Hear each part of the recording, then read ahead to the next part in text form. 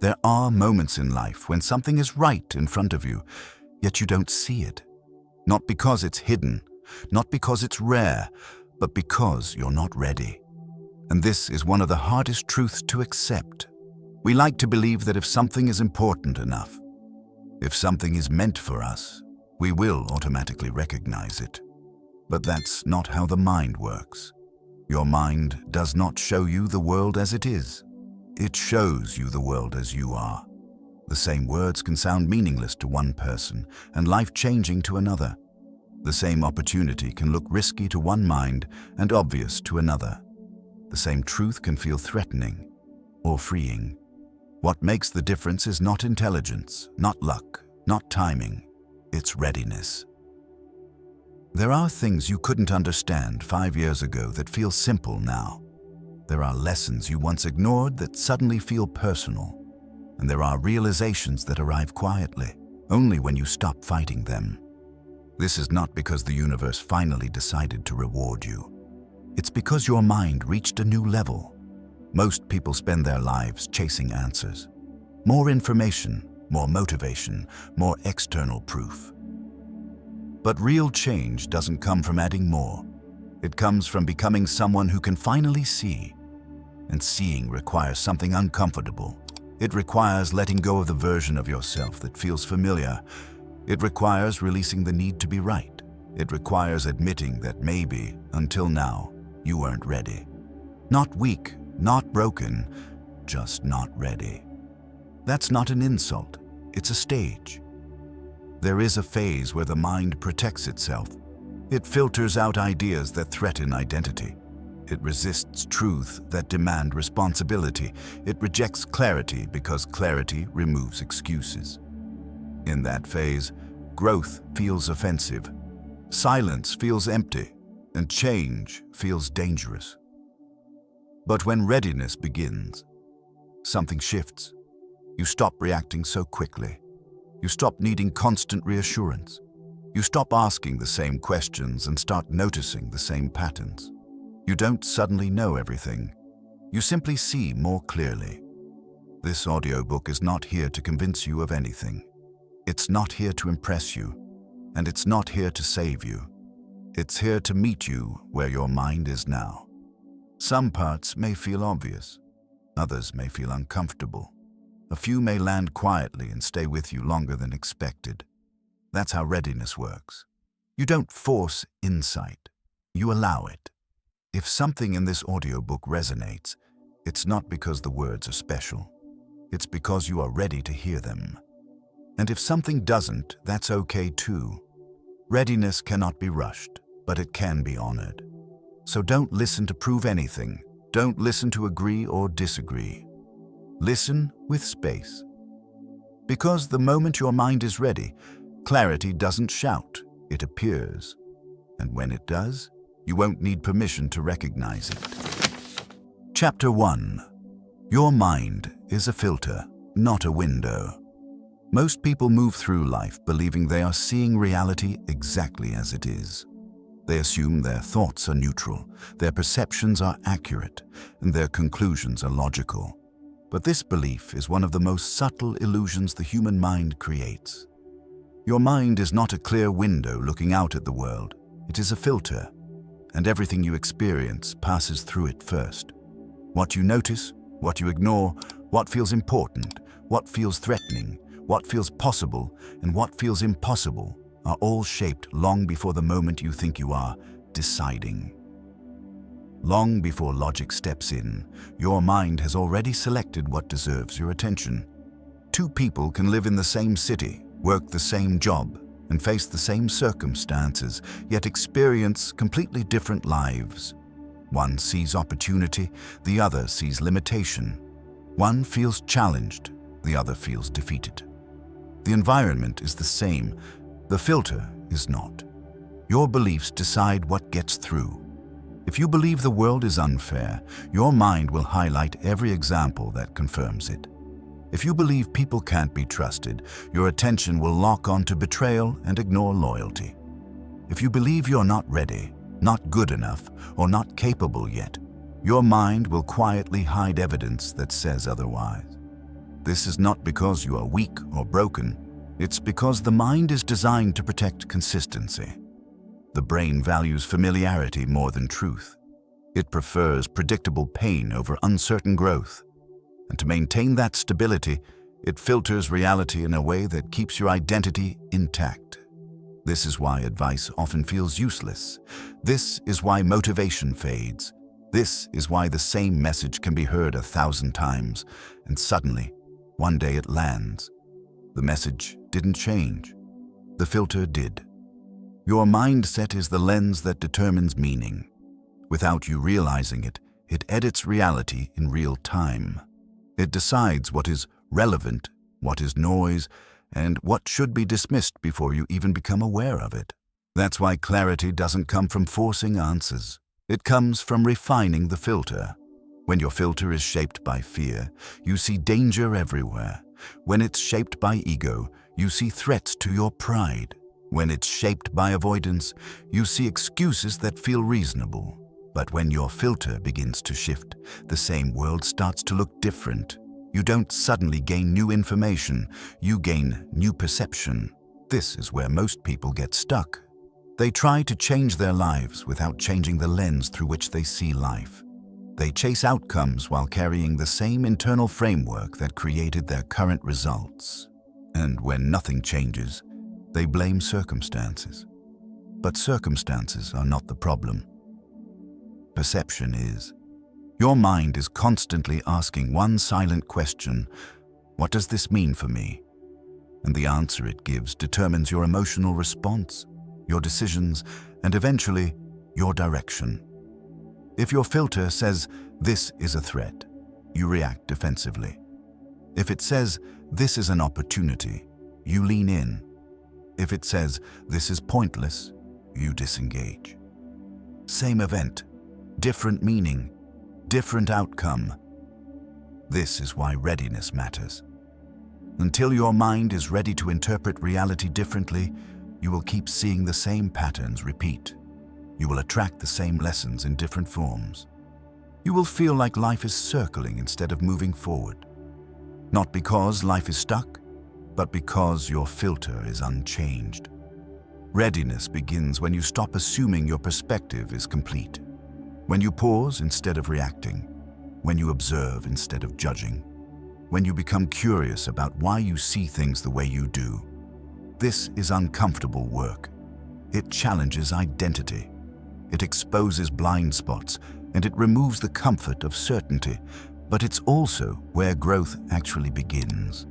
You don't upgrade your life by forcing optimism or repeating affirmations. You upgrade it by refining how you interpret what's already happening.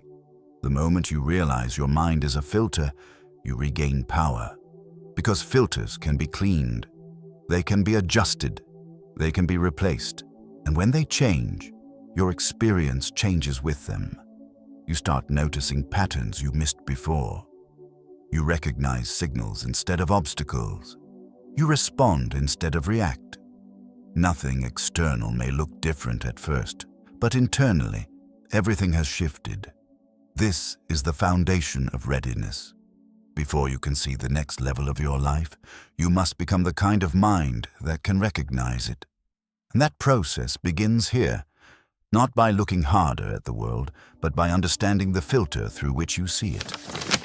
Chapter 2. Why truth feels uncomfortable. At first, there is a reason truth rarely feels peaceful when you encounter it for the first time.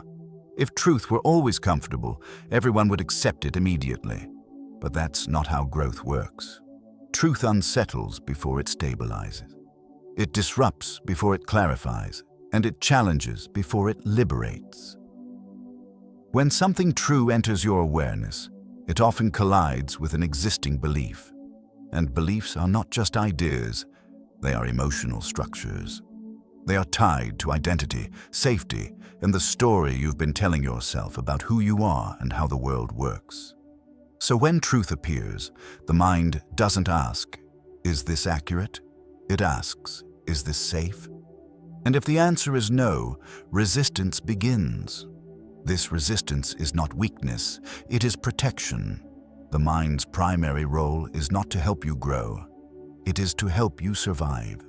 Survival favors familiarity. Growth demands uncertainty. That is why the first response to truth is often discomfort. You feel tension, you feel defensive, you feel the urge to explain, justify, or reject. Sometimes you even feel irritated by the messenger, not because they're wrong, but because something inside you recognizes the truth before you're ready to accept it. This is why people often reject the very insights that could change their lives, not because they don't understand them intellectually, but because accepting them would require letting go of a version of themselves they are still attached to. Truth threatens identity. If the truth suggests you are responsible, it challenges victimhood. If it suggests discipline, it challenges comfort. If it suggests change, it challenges routine. And routine feels safe, even when it's slowly draining you. This is why growth is often delayed. Not because the answer is missing, but because the cost of accepting it feels too high. At first, think about the truths you resisted in the past, the advice you dismissed, the patterns you ignored, the warnings you brushed aside. At the time, they felt annoying, unnecessary, or exaggerated. But later, when your mind had matured, those same truths felt obvious, even simple. The truth didn't evolve. You did. This is one of the clearest signs of readiness. When truth no longer feels like an attack, but like guidance. Before that point, the ego is active. It interprets truth as judgment. It hears feedback as criticism. It frames insight as threat. The ego's job is to preserve self-image. And truth doesn't care about your image. Truth cares about alignment. That's why it feels sharp at first, like cold water, like a sudden stop. But if you stay with it, without rushing to reject or defend, something shifts. The discomfort fades. Clarity begins to form. And what once felt confronting starts to feel grounding. Most people don't stay long enough for that shift to happen.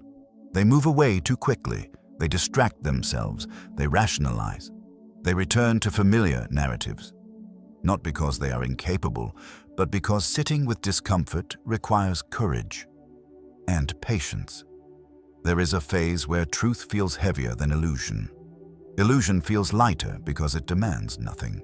Truth feels heavier because it asks you to respond, to choose differently, to act with intention, to stop pretending. That weight is temporary. Once integrated, truth simplifies life. It reduces mental noise. It removes internal conflict. But before it does that, it must pass through resistance. This is why forcing truth doesn't work. You can't push insight into a mind that isn't ready. You can only create space for it. Space is created through stillness, through observation, through honesty. When you stop immediately reacting to discomfort, you begin to learn from it. You realize the tension isn't coming from the truth itself, but from the gap between who you are now and who you would need to become to live it. That gap feels like friction, but friction is how movement begins. The mistake most people make is assuming discomfort is a sign they're going the wrong way. In reality, discomfort is often confirmation that something real is happening. Growth rarely announces itself with relief. It usually begins with resistance. Readiness does not mean truth will feel pleasant. It means you will stop running from the discomfort it creates. You won't need to agree with everything immediately. You won't need to change overnight. You simply won't reject insight just because it challenges you. And that shift changes everything. Because the moment truth stops feeling like an enemy, it becomes a guide. And guides don't shout. They wait. They appear when you're quiet enough to listen. Chapter 3. The stage of not being ready. There is a stage in every transformation that most people misunderstand. A stage that feels frustrating, confusing, and often discouraging. It is the stage of not being ready. This stage is rarely talked about with honesty. Instead, it's often labeled as laziness, weakness, or failure. But in truth, it is none of those things. Not being ready is not a flaw. It is a phase, a necessary one. Before readiness arrives, the mind is still organizing itself. It is still holding on to old frameworks, old coping mechanisms, and old identities that once served a purpose. Letting go of them too early would feel destabilizing, even dangerous. So the mind resists. During this stage, you may feel stuck. You may feel like you understand what you should do, but can't seem to do it. You may consume information without applying it. You may feel inspired one moment and drained the next. This inconsistency is not a lack of willpower. It is a signal that your internal structure hasn't caught up yet. Most people try to escape this stage as quickly as possible. They push harder. They look for stronger motivation. They criticize themselves for not changing fast enough. But pressure doesn't create readiness. It creates resistance. Readiness develops quietly, beneath the surface, while nothing seems to be happening. And because it's invisible, many people assume they're regressing when they're actually preparing. Think of readiness like muscle growth. The work doesn't show immediately. It happens during recovery, not during effort. And if you interrupt that recovery with constant force, progress slows. In the stage of not being ready, certain patterns appear again and again.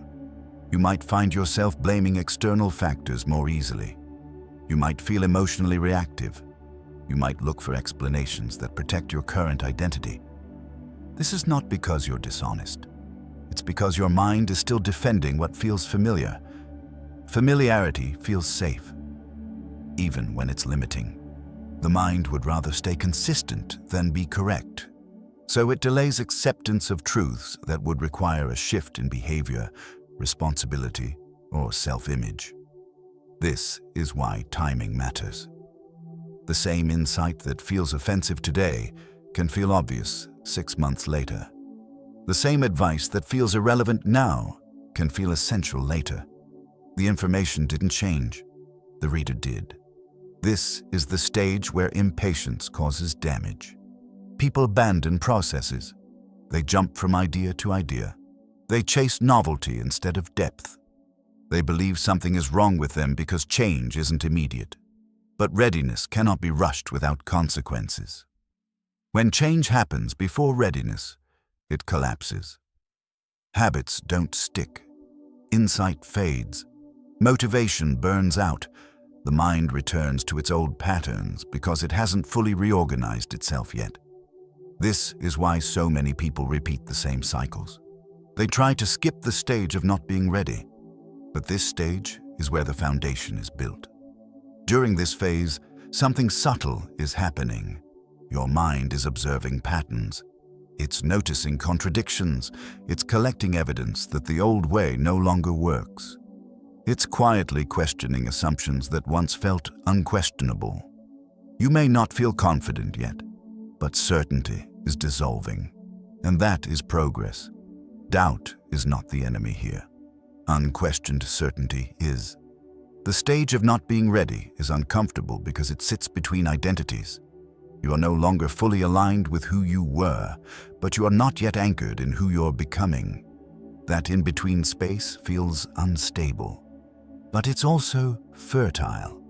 This is where awareness increases, where emotional reactions become visible instead of automatic, where patterns repeat loudly enough to be noticed. The key during this stage is not force, it is patience with awareness. Instead of asking, "Why can't I change yet?" the better question is, "What is my resistance trying to protect?" That question alone shifts the process from frustration to understanding.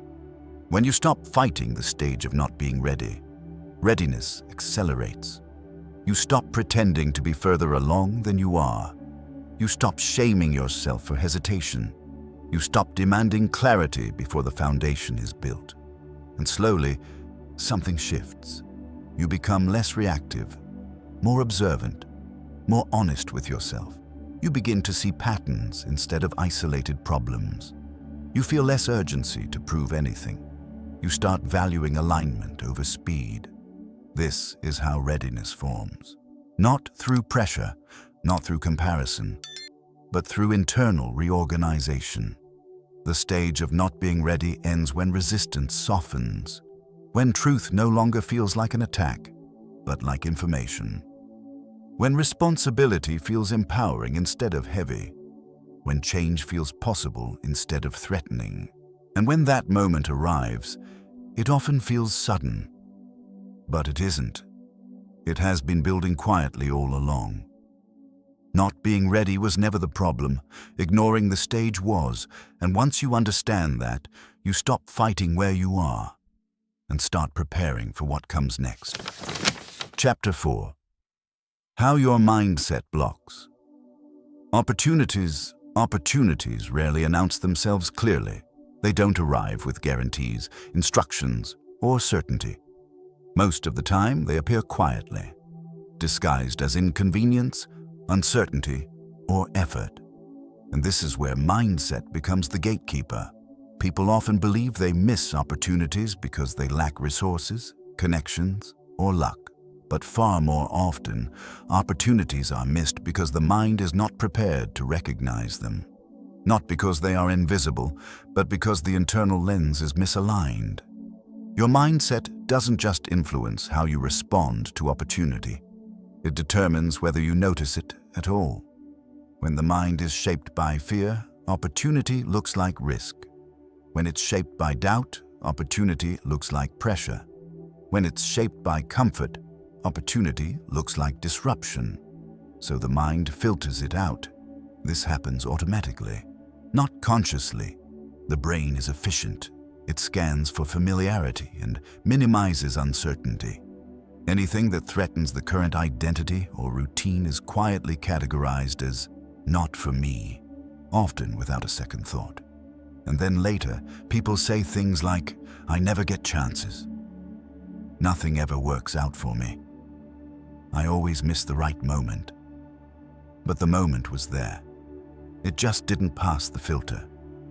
Most opportunities don't feel exciting at first. They feel heavy. They feel demanding. They require responsibility before reward. And if your mindset is still oriented toward immediate comfort, the mind will reject them as unnecessary stress. This is why two people can be standing in the same situation and see completely different possibilities. One sees a burden, the other sees a doorway. One feels overwhelmed, the other feels challenged. The difference is not intelligence, it's interpretation. Mindset shapes interpretation. If your mindset is fixed, you look for certainty before acting. You want proof before commitment. You wait until the outcome feels safe, and by the time safety arrives, the opportunity has passed. If your mindset is defensive, you look for reasons not to engage. You scan for flaws. You focus on what could go wrong. You protect yourself from disappointment. And in doing so, you block growth. This isn't pessimism, it's protection. But protection has a cost. Opportunities are rarely comfortable invitations. They are tests of readiness, and they don't wait for you to feel confident. They appear when the conditions are possible, not when you feel prepared. This creates a tension. The mind says, "I'm not ready yet." The opportunity says, "This is the moment." And whichever voice you trust more determines the outcome. Most people trust the voice that sounds familiar. The one that says, "Stay where you are." The one that promises safety. The one that avoids embarrassment, effort, or uncertainty. But that voice is not wisdom, it's habit. And habit keeps life predictable. Opportunities often require a shift in identity before they reward you. They ask you to act like the next version of yourself before you fully feel like that person. That gap creates discomfort. If your mindset demands internal certainty before external action, you will wait indefinitely. Because certainty is not the prerequisite for opportunity. Readiness is. Readiness does not mean confidence, it means willingness. Willingness to learn while moving. Willingness to be imperfect, willingness to experience temporary discomfort for long-term alignment. When your mindset evolves, something subtle changes. You stop asking, "What if this fails?" and start asking, "What will I learn?" You stop needing guarantees and start trusting your ability to adapt. That shift expands perception. You begin to notice invitations instead of obstacles, patterns instead of coincidences, signals instead of noise. Opportunities that once felt overwhelming begin to feel appropriate. Not easy, but relevant. This doesn't mean you say yes to everything. A refined mindset doesn't chase opportunity blindly. It evaluates with clarity, not fear. It responds instead of reacts. But without that clarity, opportunities are filtered out before evaluation even begins. This is why mindset work always comes before results. If your internal framework remains unchanged, external improvements won't last. You may stumble into a good situation temporarily, but without readiness, you won't be able to sustain it. You'll self-sabotage, hesitate, or retreat back to what feels known. Your mindset decides what you feel worthy of handling. When it expands, so does your capacity. Opportunities don't disappear from your life. They reappear at higher levels, demanding higher readiness. And each time they do, the question is the same. Will you interpret this moment through fear or through growth? The answer determines whether the door stays closed or quietly opens. Not because the world changed, but because your mind finally allowed you to see what was always there. Chapter 5. Silence before clarity. Most people believe clarity comes from thinking harder, from analyzing more, from asking better questions. So they keep searching, they keep consuming information, they keep filling every quiet moment with noise. And the more they do, the further clarity seems to move away. This is because clarity does not emerge from noise. It emerges from silence. Not silence as the absence of sound, but silence as the absence of mental interference. The kind of silence where the mind stops fighting for control and begins to observe instead. Your mind is constantly processing far more than you realize. It's detecting patterns, registering emotional signals, and organizing meaning beneath conscious awareness. But when the surface is flooded with constant stimulation, those deeper processes never rise into view. Noise blocks insight. Noise doesn't just come from the outside. It comes from overthinking, from rehearsing conversations that haven't happened, from replaying moments that already passed, from trying to force answers before the mind is ready to deliver them. This is why moments of real clarity often arrive unexpectedly. In the shower, on a walk, late at night when the world finally slows down. Not because you were trying harder, but because you finally stopped. Silence creates space, and space allows awareness to surface. Most people are uncomfortable with silence because it removes distraction. And when distraction disappears, unresolved thoughts and emotions become visible. That visibility can feel unsettling, so the mind rushes to fill the gap. Music, scrolling, talking, thinking, anything to avoid stillness. But stillness is not emptiness. It is access. Before clarity arrives, there is often a period of confusion.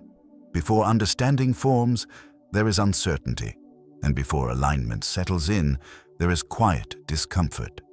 Many people mistake this phase as being lost, when in reality, it is a necessary pause. Clarity doesn't shout over chaos. It waits for silence.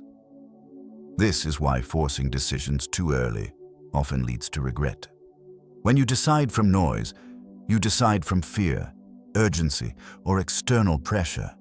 You choose what feels immediately relieving, not what is deeply aligned. Silence removes that pressure.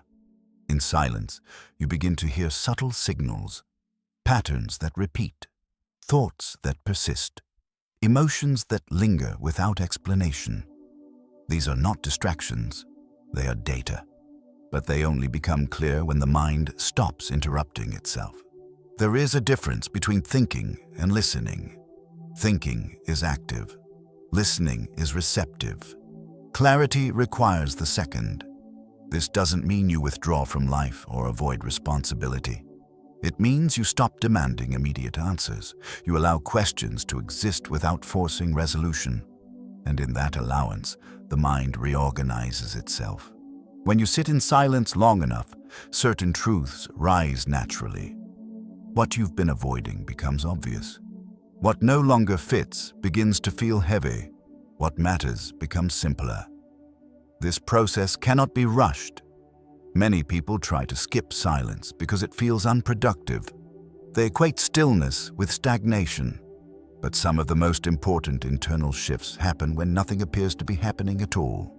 Silence is preparation. It is the moment before clarity forms, the breath before understanding settles. When you give yourself silence, you stop reacting reflexively. You stop absorbing everyone else's opinions. You stop mistaking urgency for importance. And gradually, your internal signal becomes stronger than the external noise. This is when discernment develops. You begin to sense when something is aligned, not because it excites you, but because it feels steady.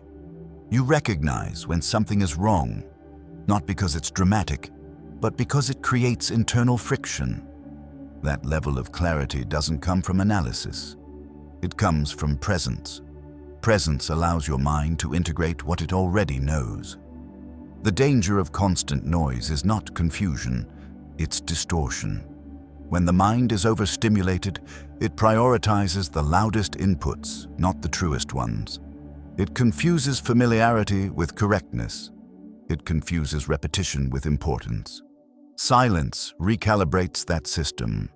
It brings attention back to what's essential. This is why clarity often feels calm when it finally arrives. There is no urgency attached to it. No need to convince. No emotional charge. It simply feels right. And that calmness is not passive.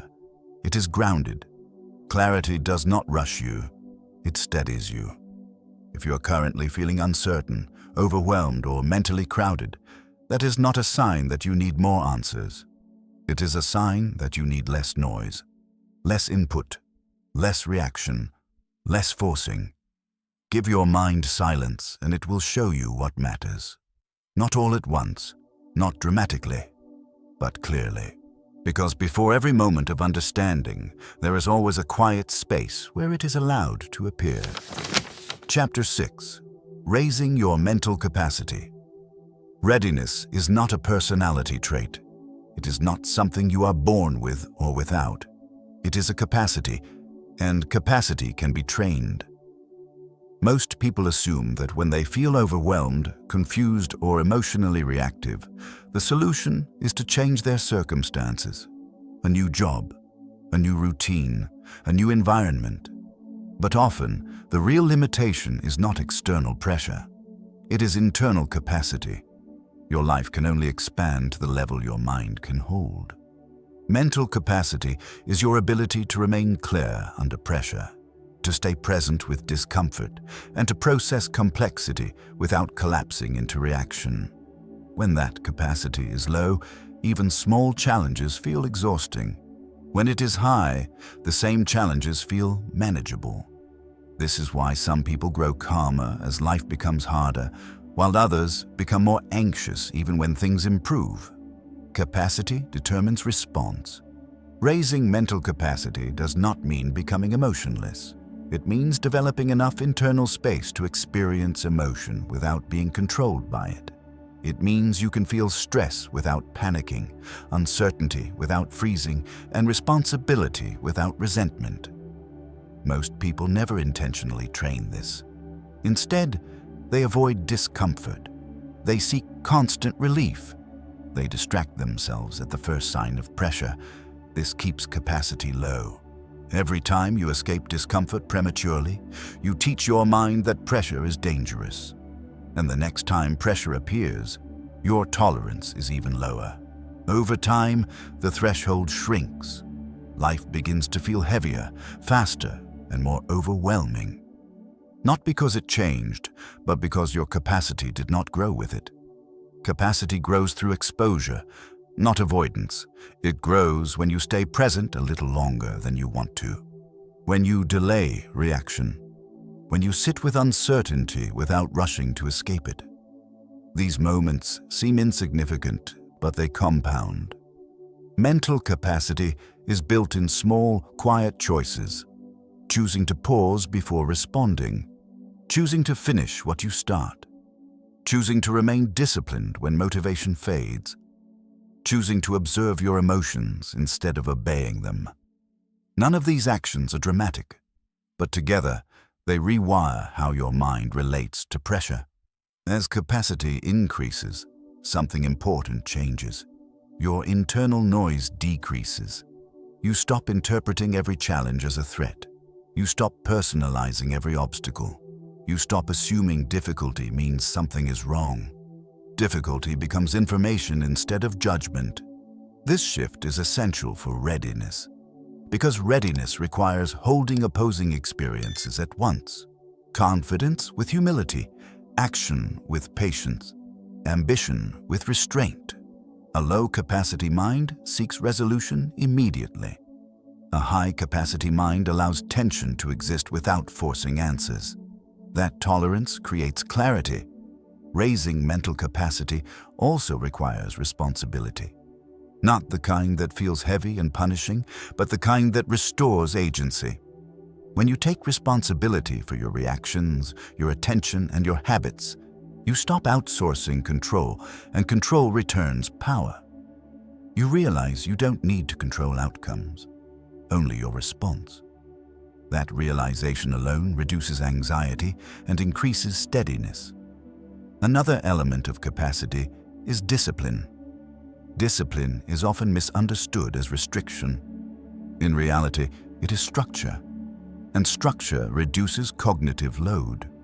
When your day has rhythm, your mind wastes less energy on decision-making. When your habits are intentional, your emotions stabilize. Discipline doesn't limit freedom, it creates it. As your mental capacity rises, you begin to trust yourself more. You stop needing constant reassurance. You stop chasing certainty. You start relying on your ability to adapt. That trust changes how you perceive challenges. Instead of asking, "Can I handle this?" you ask, "What is this teaching me?" That question alone expands capacity further. This process is gradual. There is no single moment where you suddenly feel ready. Readiness emerges as a byproduct of consistency, of showing up even when clarity hasn't arrived yet, of choosing alignment over comfort. And one day, without announcement, you realize something has shifted. Situations that once overwhelmed you no longer do. Conversations that once triggered you feel manageable. Decisions that once paralyzed you feel clear. Nothing magical happened. Your capacity caught up. This is why mental readiness cannot be rushed. It must be earned through repeated exposure to discomfort handled with awareness. Not avoided, not dramatized, simply faced. You don't become ready by knowing more. You become ready by holding more. More responsibility, more uncertainty, more truth. And as your capacity grows, your perception sharpens. Opportunities feel less threatening. Silence feels less empty. Pressure feels less personal. You begin to meet life with steadiness instead of resistance. That steadiness is readiness. And once your mind can hold the weight of the next level, it no longer feels heavy. It feels appropriate. Chapter 7. Detachment from old identity. One of the quietest reasons people remain stuck is not lack of effort, knowledge, or opportunity. It is attachment. Attachment to an old identity. An identity is not just how you describe yourself. It is how your mind organizes reality. It shapes what you feel responsible for, what you tolerate, what you defend, and what you avoid. And once an identity forms, the mind works tirelessly to protect it, even when that identity no longer serves you. You may say you want change, but if change threatens who you believe you are, resistance will appear. Not loudly, not consciously, but subtly, through hesitation, self-sabotage, and rationalization. The mind asks, if I let go of this version of myself, who am I without it? And until that question feels safe, growth slows. Old identities often form as survival strategies. They helped you cope, belong, or feel protected at some point in your life. Maybe you learned to be agreeable to avoid conflict. Maybe you learned to stay quiet to avoid judgment. Maybe you learned to overthink to feel in control. Those patterns once had a purpose. But purpose does not mean permanence. The problem begins when the mind treats outdated identities as fixed truths instead of temporary adaptations. When that happens, any signal pushing you forward feels like a threat to stability. You're not resisting change. You're protecting familiarity. Detachment from old identity does not mean rejection or self-criticism. It means honest recognition. It means acknowledging that the version of you that once helped you survive may now be limiting your ability to grow. This is one of the most uncomfortable realizations in personal development, because letting go of an identity can feel like loss. You may feel disoriented. You may feel less certain. You may feel like you're betraying who you used to be. But what you're really doing is making space. Old identity clings to predictable patterns. It prefers roles you already know how to play. It repeats stories you've told yourself for years, and because those stories feel familiar, they feel true. I'm just not that kind of person. I've always been this way. That's just how I am. These phrases sound harmless, but they are anchors. They tie you to a past version of yourself and quietly dismiss the possibility of evolution. Detachment begins when you stop confusing identity with destiny. You realize that traits are not permanent, habits are not character, and past behavior is not proof of future limitation. When you see this clearly, identity loosens its grip, but the mind will resist. It will remind you of past failures. It will replay moments of embarrassment. It will question your right to change. This is not intuition. It is conditioning. The mind prefers what it can predict, and a new identity is unpredictable. It demands learning. It requires patience. It removes excuses that once felt comforting. That's why the transition feels unstable. You are standing between identities. The old one no longer fits, but the new one hasn't fully formed yet. This space can feel empty, and many people rush to fill it by reverting to familiar behavior. But this space is where transformation happens. Detachment does not require you to know who you are becoming. It only requires you to stop clinging to who you were. You don't need a complete blueprint. You need openness. When you stop defending the old identity, awareness increases. You notice when reactions are automatic. You see patterns instead of just outcomes. You catch yourself repeating behaviors that no longer align with your values. That awareness creates choice. Instead of asking, "What would I normally do?" you ask, "What would align now?" This question marks a shift from identity-driven behavior to intention-driven behavior. It's subtle, but powerful. Detachment also brings humility. You stop needing to prove consistency. You stop performing for an image. You allow yourself to be a beginner again. That humility makes learning possible, and learning accelerates readiness. As you detach, emotional charge decreases. Triggers lose their intensity. You respond instead of react. You begin to feel less personally attacked by feedback or challenge. Why? Because your sense of self is no longer rigid. Flexibility increases capacity. You begin to see that you are not your thoughts, not your habits, not your past reactions. You are the awareness that can observe and adjust them. That realization is liberating. It returns agency. Detachment from old identity is not a single decision. It is a practice, a repeated choice to question automatic narratives, to pause before labeling yourself, to act in alignment even when it feels unfamiliar. And over time, something remarkable happens. The new identity doesn't feel forced. It feels natural, because it wasn't built on denial. It was built on awareness. You didn't abandon who you were. You outgrew it. And once that happens, readiness increases rapidly. Because nothing holds you back more than loyalty to a version of yourself that no longer exists. Letting go is not weakness. It is permission. Permission to become someone your mind is finally ready to support. Chapter 8. When the mind finally clicks. There is a moment in every internal shift that feels sudden, even though it has been forming for a long time. A moment when things don't just make sense intellectually, but connect.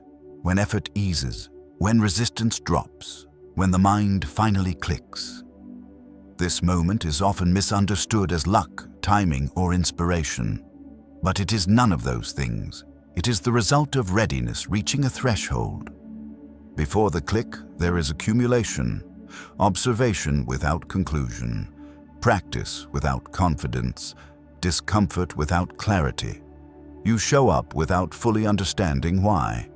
You reflect without immediate answers. You sit in silence even when it feels unproductive. And then, quietly, something aligns. The click is not dramatic. It doesn't arrive with excitement or urgency. It often comes with calm, a simple realization, a subtle shift in perception, a sense that something you are forcing no longer needs force. This is because the mind has finished reorganizing. For a long time, different parts of you were in conflict. Old beliefs clashed with new information. Habit fought intention. Identity resisted growth. That internal friction created confusion and fatigue. The click happens when that friction resolves. Not because everything is solved, but because the mind reaches coherence. The pieces don't just exist, they fit. This is why the same idea can feel meaningless for years and then suddenly feel obvious. The idea didn't change. Your internal structure did. You became capable of holding it without resistance. Before readiness, insight feels like pressure. After readiness, it feels like confirmation. This distinction matters. When the mind clicks, you stop needing to convince yourself. You stop debating endlessly. You stop seeking external validation for internal decisions. You trust the alignment you feel because it is grounded, not emotional. The click does not eliminate uncertainty. It changes your relationship with it. You no longer interpret uncertainty as danger. You see it as part of movement. This is why action becomes easier after the click. Not because motivation spikes, but because internal conflict quiets down. Energy that was once spent resisting is now available for direction. You move with less noise. Many people chase this moment aggressively. They try to force insight through pressure, intensity, or constant consumption. But the click cannot be demanded. It can only be allowed. It arrives when resistance leaves.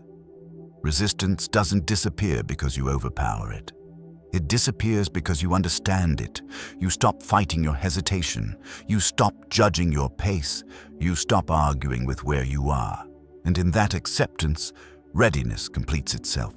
The click often changes how you see your past. You recognize patterns that were invisible before. You understand why certain things didn't work, why certain doors stayed closed, why certain lessons repeated. Not with regret, but with clarity. You realize that nothing was wasted. It was preparation. This realization is stabilizing. It removes urgency. It reduces self-blame. It replaces impatience with trust. Trust in process. Trust in timing. Trust in your capacity to grow without forcing outcomes. After the click, you become more selective. Not because you are closed off, but because you are clear. You no longer chase every option. You don't feel pulled in 10 directions. You recognize what aligns and what doesn't with less effort. This discernment is a direct result of readiness. Your mind is no longer overwhelmed by possibility. It can filter effectively.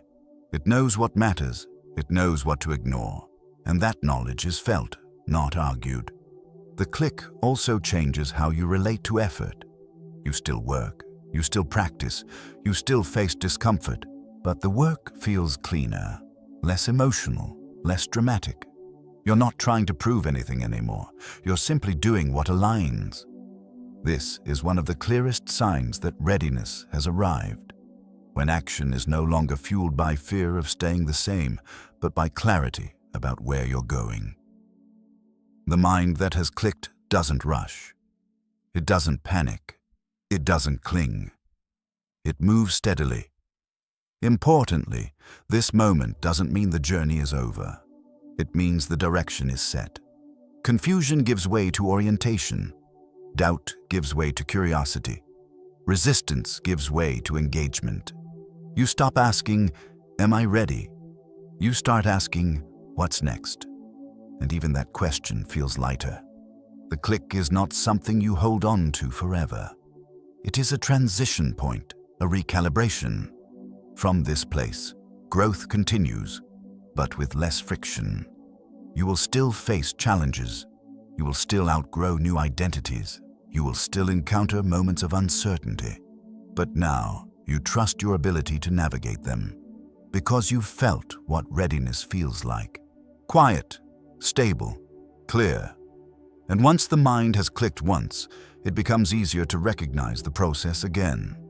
You don't fear the periods of confusion as much. You know what they are building toward. You understand that clarity is not chased. It emerges, and when it does, it doesn't shout to get your attention. It simply settles in and stays. Chapter 9. Seeing life differently without changing life. There is a subtle shift that changes everything, yet looks like nothing from the outside. No dramatic events, no sudden breakthroughs, no visible transformation, and yet, internally, life feels entirely different. This shift does not come from changing your circumstances. It comes from changing how you perceive them. Most people believe relief will arrive when their situation improves, when problems are solved, when uncertainty disappears. But perception precedes circumstance, and until perception changes, even improved conditions feel unstable. You don't experience life as it is. You experience it as it means something to you. Meaning shapes emotion. Emotion shapes behavior. Behavior shapes outcome. So when meaning changes, everything downstream changes with it. This is why two people can face the same challenge and have opposite reactions. One feels trapped, the other feels tested. One feels discouraged, the other feels focused. The difference is not optimism, it is interpretation. When your mind becomes ready, interpretation shifts naturally. You stop seeing obstacles as personal failures. You stop interpreting delay as rejection. You stop assuming difficulty means you're off track. Instead, challenge becomes neutral information. This neutrality is powerful. It doesn't mean you don't care. It means you are no longer emotionally entangled. Emotional entanglement drains energy. It turns every problem into a threat to identity. When perception shifts, problems remain, but they lose their emotional weight. And when weight is removed, movement becomes possible. This is why perception is often more important than strategy. A clear mind can navigate imperfect conditions. A cluttered mind struggles even in ideal ones. As readiness deepens, you begin to notice how often your emotional reactions were not responses to reality, but to interpretation. You see how often your mind added urgency, judgment, or fear where none was required. That awareness creates space. In that space, you choose differently. Instead of reacting automatically, you pause. Instead of assuming intent, you observe behavior. Instead of catastrophizing, you assess proportion. This doesn't happen because you try harder. It happens because your mind has learned to separate facts from meaning. That separation is clarity. When you see life differently, you stop needing it to be different in order to feel steady. You don't wait for perfect conditions to feel grounded. You carry steadiness into imperfect ones. This is not resignation. It is resilience. Resilience is not built by avoiding hardship. It is built by changing your relationship to it.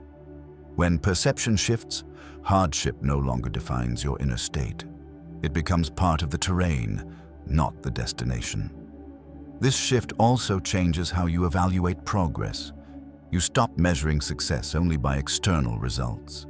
You start noticing internal alignment. You ask different questions. Instead of, "Is this working?"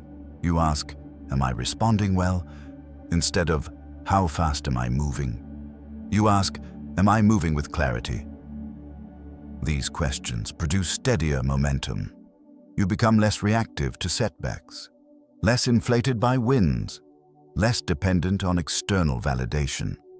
Not because you don't value outcomes, but because you no longer let outcomes define your internal state. This is what emotional independence looks like. Life continues to present challenges. Relationships remain complex. Goals still require effort. Uncertainty doesn't disappear. But your experience of these things changes. You feel less overwhelmed, less rushed, less personally attacked by circumstance. You gain perspective. Perspective allows you to zoom out without disengaging, to care without clinging, to act without anxiety. This balance is rare because it requires mental readiness. Before readiness, perception is tightly linked to emotion. Every event feels personal, every outcome feels defining. After readiness, perception loosens. You see patterns, cycles, and context. You understand that not everything requires an emotional response. This understanding brings calm, and calm improves decision-making. You stop reacting to temporary states. You plan with long-term clarity. You make fewer impulsive choices. You invest energy where it actually matters. This is how life begins to feel more manageable without becoming easier. You realize that peace does not come from controlling circumstances. It comes from controlling interpretation, and interpretation is a function of mindset. As this chapter of readiness deepens, you experience something subtle but profound. You stop waiting for life to change before you feel okay. You start feeling okay while life continues to change. That shift creates freedom. Freedom from constant tension. Freedom from emotional volatility. Freedom from the illusion that happiness is conditional. You don't deny difficulty. You simply don't let it define you. And that is the quiet power of seeing life differently. Nothing around you may look changed, but inside, everything is. Because when your perception evolves, life doesn't need to be different for you to move through it with clarity, steadiness, and intention. Chapter 10. Staying ready for the next level. Readiness is not a destination you arrive at and remain forever. It is a state you maintain. Many people assume that once clarity appears, life becomes stable, that once they understand themselves better, confusion disappears for good. But growth does not work that way. Every new level introduces new complexity. Every expansion requires another recalibration. So, readiness must be sustained. Staying ready does not mean staying perfect. It means staying aware. It means recognizing when your mindset begins to narrow again, when comfort starts to replace curiosity, when routine slowly turns into rigidity. The mind naturally seeks efficiency. Once something works, it wants to repeat it. That efficiency is useful until it becomes limitation. What once created progress can quietly become the very thing that slows it down. This is why people sometimes outgrow their own success. They cling to methods that once served them. They protect identities that once felt empowering. They resist updates because the old version still works. But life does not reward maintenance. It responds to adaptation. Staying ready requires humility. Humility to admit that what you know now is not final. Humility to accept feedback without defensiveness. humility to remain a student even when you feel competent. This humility keeps the mind flexible. A flexible mind adjusts without breaking. It recognizes when conditions change and responds instead of resists. It doesn't take change personally. It doesn't interpret challenge as threat to worth. This flexibility is a skill. It's practiced by regularly questioning assumptions, by reviewing habits that feel automatic, by noticing when certainty turns into stubbornness. These moments are subtle, but they signal when readiness needs renewal. Staying ready also means protecting clarity. Clarity is fragile when it's neglected. Noise creeps back in. Distraction multiplies. External opinions begin to override internal alignment. When this happens, readiness fades without announcement. So boundaries matter, not rigid boundaries that isolate you, but intentional ones that protect mental space. Space to reflect, space to reset, space to reconnect with what matters. Without space, perception dulls. Another part of staying ready is honoring cycles. Energy fluctuates, focus shifts. Periods of intensity are followed by periods of integration. If you expect constant forward motion, you will misinterpret rest as regression. But rest is not loss of readiness, it is part of sustaining it. The mind integrates growth in cycles. After expansion comes consolidation. After insight comes embodiment. Trying to skip this phase leads to burnout and confusion. Staying ready means respecting this rhythm. It also means continuing to take responsibility for your inner state, not blaming circumstances for emotional reactions, not outsourcing stability to external conditions. When you do this, you remain centered even as environments change. Responsibility is grounding. It keeps you anchored when uncertainty arises. As readiness stabilizes, your relationship with ambition changes.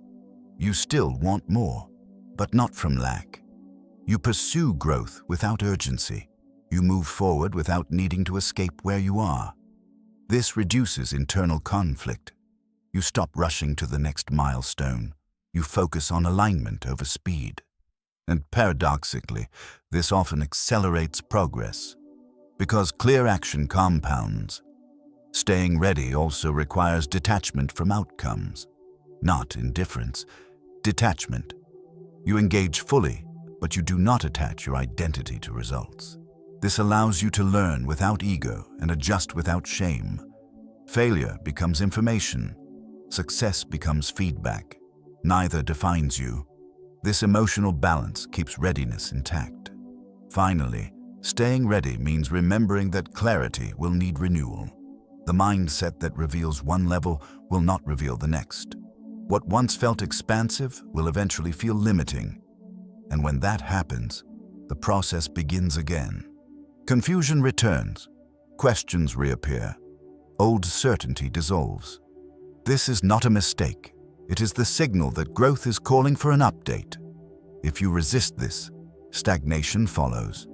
If you welcome it, readiness deepens. You don't cling to clarity. You respect its role and release it when it no longer fits.